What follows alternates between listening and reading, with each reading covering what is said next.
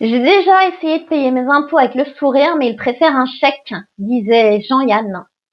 Je vous raconte cette semaine l'histoire d'un bailleur qui avait remboursé le dépôt de garantie dû à son locataire par chèque. Grosse erreur.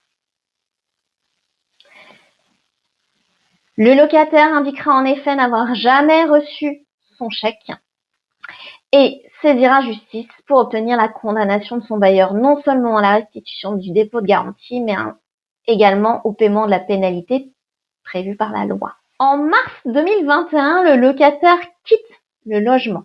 Il s'aperçoit un bon moment plus tard que le dépôt de garantie ne lui a pas été remboursé. Il assigne alors son bailleur devant le juge des contentieux de la protection. Le tribunal fait droit à sa demande de restitution du dépôt de garantie, mais il refuse de prononcer la pénalité prévue par l'article 22 de la loi du 6 juillet 1989, qui est une pénalité de 10% du montant du loyer par mois de retard à restitution du dépôt de garantie.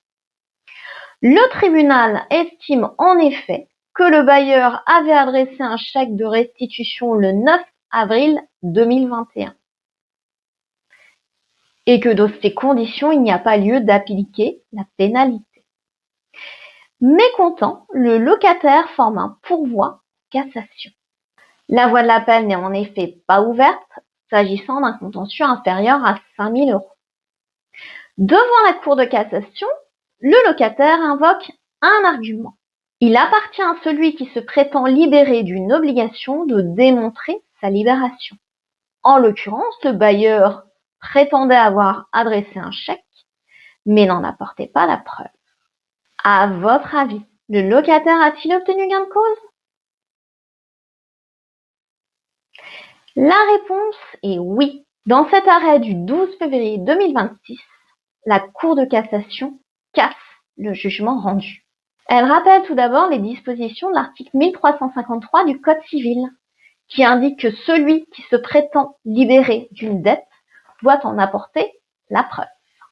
Elle se fonde ensuite sur les dispositions de l'article 22 de la loi du 6 juillet 89 pour rappeler qu'à défaut de restitution du dépôt de garantie dans un délai de 2 mois à compter de la remise des clés, une majoration de 10% du montant du loyer est due par mois de retard à restituer. Dans ces conditions, le bailleur ne justifie pas du remboursement effectif du dépôt de garantie et le principe de la pénalité est donc dû. La Cour de cassation renvoie devant le tribunal judiciaire de Lyon pour qu'il soit à nouveau statué. Un conseil, abandonnez le chèque. L'article L131-67 du Code monétaire et financier prévoit en effet que le chèque n'est pas un moyen de libération d'une dette, ou plutôt l'envoi du chèque n'est pas libération de la dette, c'est l'encaissement effectif du chèque qui vaut libération. C'est donc laisser beaucoup de liberté aux créanciers que de payer par chèque. Si cette vidéo vous a plu, je vous invite à la commenter, à la liker ou à la partager. Vous pouvez naturellement vous abonner pour suivre toutes mes vidéos.